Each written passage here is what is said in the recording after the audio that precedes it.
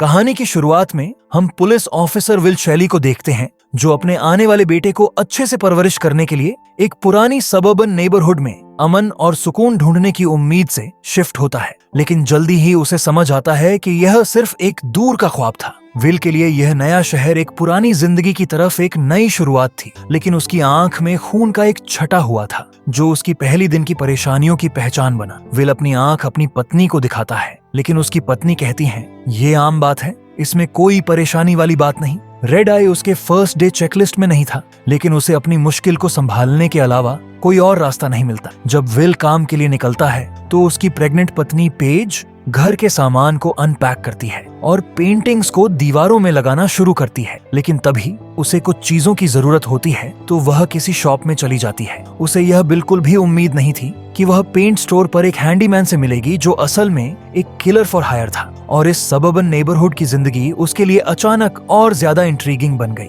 इस नए शहर में विल का फर्स्ट टाइम था, तो स्टेशंस में कैप्टन मर्फी उससे पूछता है, तुम्हें शहर कैसा लगा? तो शैली कहता है, वेल अभी तक तो अच्छा ही लगा है। उसके बाद मर्फी उसको ऑफिसर टेरी ब्रोगन से इंट्रोड्यूस कराता है, जो शैली और टेरी दोनों एक टीम की तरह काम करेंगे। टेरी की पर्सनैलिटी काफी लाउड और बोल्ड थी, लेकिन विल अपनी फ्यूचर की प्लानिंग के लिए इसे एडजस्ट करने के लिए तैयार था। मर्फी इन दोनों को शहर के हालात ठीक करने के लिए भेजता है। जबकि विल के पहले दिन था, तब टेरी ने उसे नेबरहुड के मशहूर स्पॉट्स दिखाए। उसने बताया कि यह सबब आमतौर पर सोया रहता था और क्राइम रेट काफी कम था। उसके बाद वह दोनों एक कॉफी शॉप में चाय पीने जाते हैं। दोनों अपने कॉफीज उठाते हैं और बाहर टहलीलने चलते हैं। तभी टेरी को एक लड़का रोड क्रॉस करते हुए दिखता है। टेरी उस पर चिल्लाता है, ये कहकर के सिग्नल देखकर चला करो, नहीं तो एक दिन गाड़ी के नीचे आ जाओगे। टेरी ने काम के दौरान अपनी गर्लफ्रेंड से मिलने का फैसला किया है और विल को उसकी गर्लफ्रेंड के घर के बाहर इंतजार करने को कहता और उसे बताता है कि जब गर्लफ्रेंड का पति आए तो मुझे तुरंत सूचना देना। काफी समय गुजर जाने के बाद विल बोर होकर कार में सो जाता है, लेकिन तभी अचानक मर्फी की आवाज पुलिस रेडियो में सुनाई देती है, जिससे विल जाग जाता है और मर्फी उसे चेटलो हाउस पर 11 से 15 स्थिति का अलर्ट करती है। विल ने अकेले ही वहां जाने का फैसला किया। विल ने टेरी से संपर्क करने की कोशिश की, लेकिन वह अपने कॉल्स का जवाब देने में व्यस्त था। विल ने इस कोड को एक बर्गलरी अलर्ट समझा और हाथ में बंदूक लेकर चेटलो हाउस में घुस गया। वर्जीनिया चेटलो अपने किचन में थी और उसकी अचानक हरकत देखकर विल ने गोली चला दी। वर्जीनिया को गोली नहीं लगी, लेकिन वह गुस्सा हो गई जब उसने देखा कि एक अजनबी पुलिस वाला उसके घर में बिना उसकी इजाजत के घुस आया था। उसने विल पर हमला कर दिया और जब विल ने उसे टैकल करने की कोशिश की तो वह गलती से वर्जीनिया को मार डालता है। टेबल का किनारा उसके सिर में लग गया, जो उसकी तुरंत मौत का कारण बना। विल का हाथ कांप रहा था और वह आंसुओं से भीगा हुआ था जब टेरी उस घर में आया। टेरी ने विल को ताने मारे कि उसने उसे पीछे क्यों छोड़ा, लेकिन जल्दी ही उसे समझ आ गया कि विल मुसीबत में था। विल को अपना काम खोने का डर था और एक पल के लिए टेरी ने फैसला किया कि वह इस क्राइम को रजिस्टर करवा दे। लेकिन जब उसे पता चला कि उसे अपनी गैर मौजूदगी के बारे में सवाल किया जाएगा, तो उसने फैसला किया कि उन्हें मर्डर को छुपाना होगा। विल ने समझा कि जो वह बर्गलरी अलर्ट समझ रहा था, वह असल में एक कार में यौन उत्पीड़न का मामला था। उसने एक अजनबी को मार डाला और यह सब बेकार था। टेरी के लिए यह हैरानी की बात थी कि ड्राइंग रूम में एक पूरी बैग भर के पैसे रखे हुए थे। टेरी ने तुरंत कहा कि उनके लिए यह बेहतर होगा कि वह पैसे रख ले। विल अब एक पिता बनने वाला था और टेरी अपनी गर्लफ्रेंड के साथ भाग जाने का सोच रहा था। यह पैसे उनके लिए जिंदगी में काम आने वाले थे। जब विल जो कुछ भी हो गया था उसे संभालने की कोशिश कर रहा था, टेरी ने जल्दी से स्थिति को अपने कंट्रोल में लिया और क्राइम सीन को इस तरह से अरेंज किया कि वह एक बर्गलरी जैसा दिखे, जो गलत हो गया था। उन्होंने चुराए गए पैसे टेरी के स्टोरेज ट्रक में छुपाए और फैसला किया कि पैसे तब तक नहीं बांटे जाएंगे जब तक सिचुएशन थोड़ा ठंडा नहीं हो जाता। उस रात जब विल घर वापस आया तो उसने अपनी वाइफ को सच बताने का फैसला किया, लेकिन सारी बात नहीं कही। उसने मर्डर का इल्जाम टेरी पर डाल दिया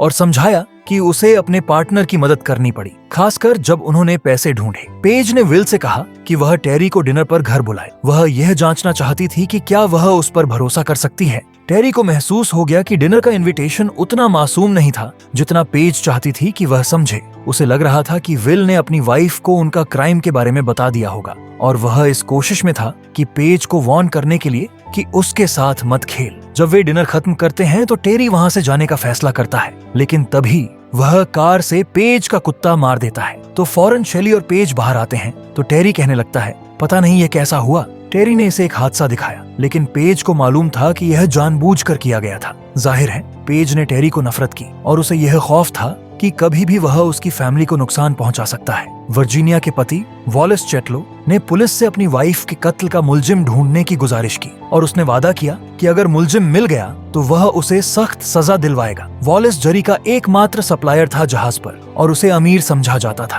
कैप्टन मर्फी को वॉलेस पर अपनी वाइफ का कत्ल करने का शक था और उसने विल और टेरी से कहा कि वे यह जानने की कोशिश करें कि क्या उसका कोई मजबूत सबब था। जैसे ही जानकारी मिली, यह पता चला कि वॉलेस असल में अमीर नहीं था, उसका बिजनेस नुकसान में था और मर्फी ने यह अंदाजा लगाया कि वर्जीनिया के लाइफ इंश्योरेंस पॉलिसी के काफी बड़े पैसे थे, इसलिए उसने अपनी वाइफ को मार दिया ताकि सारा पैसा उससे मिल जाए। वॉलेस का एलिबी उसकी सेक्रेटरी थी, जो ने कहा कि उसके बॉस उस वक्त ऑफिस में था जब कत्ल हुआ। मर्फी को क्राइम सीन पर ओशन साइड इन और स्पा का एक यादगार मिला था और उसने विल और टेरी से कहा कि वे यह पता करें कि वॉलेस उस होटल का रेगुलर विजिटर क्यों था। मर्फी का अंदाजा सही निकला। वॉलेस अपनी सेक्रेटरी के साथ अफेयर कर रहा था, जैसे कि इनके एक एम्प्लॉई ने इस बात का इशारा किया, लेकिन यह सब वॉलेस को मुकदमा में शामिल करने के लिए काफी नहीं था। जब मर्फी ने श्रिम्प सप्लाई पर सर्वेलेंस फुटेज चेक की तो उसने पूरी यकीन से कहा कि वॉलेस कत्ल नहीं था। वीडियो सबूत के मुताबिक वह पूरे दिन काम कर रहा था, मगर वॉलेस चेटलो बिल्कुल भी बेगुनाह नहीं था।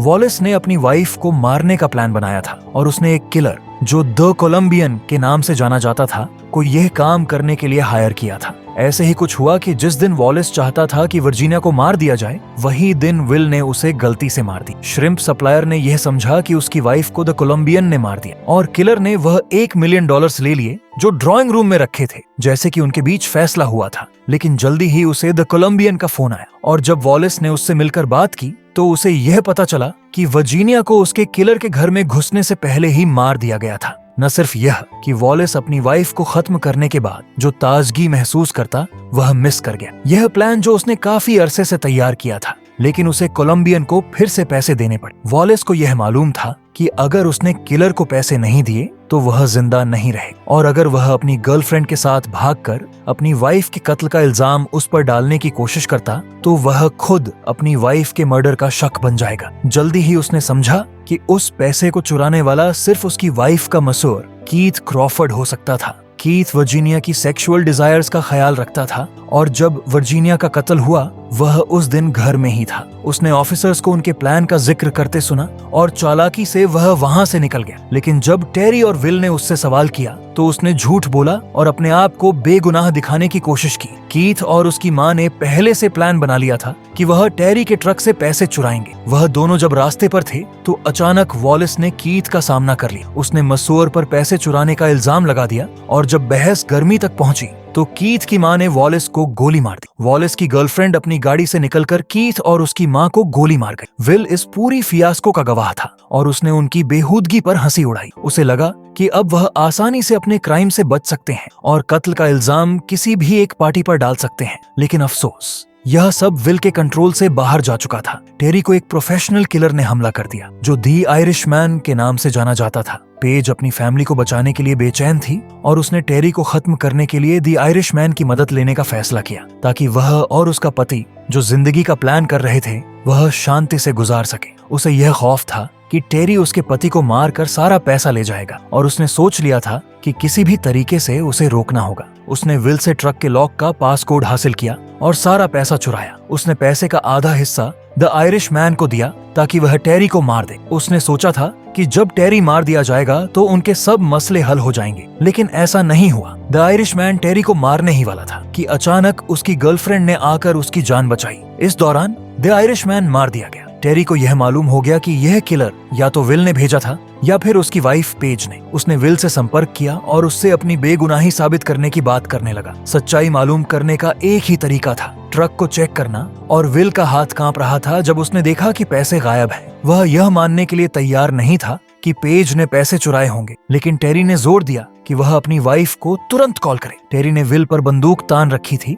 तैयार था उसे मारने के अगर वह कत्ल में शामिल निकला। पेज ने पैसे चुराने का इकरार किया और उसने यह भी कहा कि जैसे टेरी ने वर्जीनिया को मारा वैसे वह भी उनको मार सकता था। टेरी को गुस्सा आ गया जब उसने जाना कि विल ने अपनी वाइफ से झूठ बोला और उस पर कत्ल का इल्जाम डाल दिया। उसने तुरंत विल पर गोली चला दी और अपने आखिरी लम्हों में विल ने पेज से कहा कि वह अपनी जान बचाकर भाग जाए। पेज अपनी जान बचाने के लिए भागी, लेकिन टेरी ने उसे पकड़ लिया। इस दौरान मर्फी को पता चला कि टेरी ने उस इलाके से दूर जाना शुरू कर दिया था जहां पुलिस पेट्रोल कार्स को जाना अलाउड था। मर्फी को विल और टेरी के बारे में शक था। मर्फी ने टेरी का पीछा करते हुए साउथ वेस्ट स्टोरेज डॉक तक पहुंच गई, जहां उसे विल का लाश मिला। उसने पेज को कॉल किया और उसे अपने पति की मौत के बारे में बताया और उससे यह पूछा कि यह सब क्या हो रहा था। पेज ने टेरी पर वर्जीनिया का कत्ल करने का इल्जाम लगाया और यह भी कहा कि उसने विल को इसलिए मारा क्योंकि उसे सब कुछ पता था। मर्फी ने पेज से उसकी लोकेशन पूछी, लेकिन पेज ने जवाब देने से इनकार कर दिया। पेज ने सोचा कि वह आइलैंड से भाग जाए, लेकिन उस रात सारी फेरीज कैंसिल कर दी गई थी। ग्रीडी पीपल के आखिरी सीन में टेरी ने पेज का सामना किया और उससे कहा कि वर्जीनिया को विल ने मारा था। टेरी अपने आप पर काबू खो चुका था। वह गुस्से से भरा हुआ था और उसे यह गुस्सा था कि विल और पेज ने उसे बेवकूफ समझने की जटाक की। उसने सोचा था कि वह सिर्फ उनका सपोर्ट कर रहा है, लेकिन बदले में उसे सिर्फ धोखा मिला। मर्फी वक्त पर सीन पर पहुंच गई थी और जब टेरी ने ट्रिगर दबाने ही वाला था, उसने उसे छाती पर गोली मार दी। टेरी वहीं पर मर गया और पेज को नजदीकी हॉस्पिटल ले जाया गया। वहां उसने अपने बच्चे को जन्म दिया, लेकिन अपने बेटे से मिलने से पहले मर्फी ने उसका इंटेरोगेशन किया। वह जानना चाहती थी कि टेरी उसके पीछे क्यों था और उसे पूरी तरह यकीन था कि पेज उससे कोई जरूरी बात छुपा रही थी। पेज अपनी कहानी पर कायम रही। उसने कहा कि टेरी अपना दिमाग खो चुका था और उसे यह समझ नहीं था कि वह उसका पीछा क्यों कर रहा था। मर्फी ने उसे याद दिलाया कि जो कुछ भी वह उससे छुपा रही थी वह हमेशा उसकी जिंदगी में परेशानी बनकर रहेगा। लेकिन नई माँ ने पैसे के बारे में कुछ नहीं बताया। उसने सोचा था कि वह पैसे की हकदार है, खास तौर पर अब जब उसने विल को खो दिया था। पैसे उसका सिर्फ एक कॉन्सोलेशन था क्योंकि उसे अपने बेटे के लिए एक सिक्योर जिंदगी मिलने का यकीन था। लेकिन पेज को यह नहीं मालूम था कि एक किलर उसके कमरे के बाहर छुपकर बैठा था और वह सही वक्त का इंतजार कर रहा था। जब मर्फी कमरा छोड़कर गई, द कोलंबियन अंदर आया और पेज को मार दी। उसने अपने साथ पैसे की थैली भी ले ली थी और एलिवेटर में चला गया। द कोलंबियन काफी अरसे से पैसे का इंतजार कर रहा था और उसने यह समझ लिया था कि क्या हो रहा है जब उसने कीथ को पुलिस ऑफिसर्स के बारे में बात करते सुना था, इससे पहले कि उसे मार दिया जाए। लेकिन द कोलंबियन की जीत बहुत ही छोटी थी। एक औरत ने एलिवेटर में एंट्री की और द कोलंबियन ने देखा कि वह एक बंदूक लेकर आई थी। वह औरत वॉलेस की सेक्रेटरी थी, जो भी पैसे के पीछे थी। दोनों ने एलिवेटर में एक दूसरे को मार दिया और पैसे किसी के भी नहीं रहे। हम यह मान सकते हैं कि आखिरकार पुलिस ने पैसे सीज कर लिए होंगे, क्योंकि मर्फी वही थी जिसने दोनों किलर्स को एलिवेटर में पाया। जबकि इस क्राइम में शामिल ज्यादातर लोग बेदर्द तरीके से मर गए, एक ही शख्स था जो इस कहानी में जीता, कैप्टन मुर्फी। उसने अपना अडॉप्ट किया हुआ बेटा एक जानलेवा बीमारी से खो दिया था और उसे बहुत याद करती थी। मर्फी एक ईमानदार पुलिस अधिकारी थी। जब पेज का हॉस्पिटल में कत्ल हुआ तो मर्फी ने खुद को बच्चे को अडॉप्ट करने के लिए वॉलंटियर किया। यह एक नाउम्मीद लेकिन खूबसूरत कोइंसिडेंस था। मर्फी को माँ बनने का दूसरा मौका मिला और बच्चे को वह जिंदगी मिल सकती थी जिसमें वह चुराए गए पैसों के खौफ से दूर बढ़ सके। आखिर में वही लोग जिन्होंने लालच दिखाया था, उन्हें बहुत बड़ी कीमत चुकानी पड़ी। एंड यहीं पर यह मूवी एंड हो जाती है। अगर आपको यह स्टोरी अच्छी लगी है तो वीडियो को लाइक और चैनल को सब्सक्राइब कर दीजिए। मैं मिलता हूँ आपसे किसी और वीडियो में। तब तक के लिए अपना ख्याल रखिए। बाय।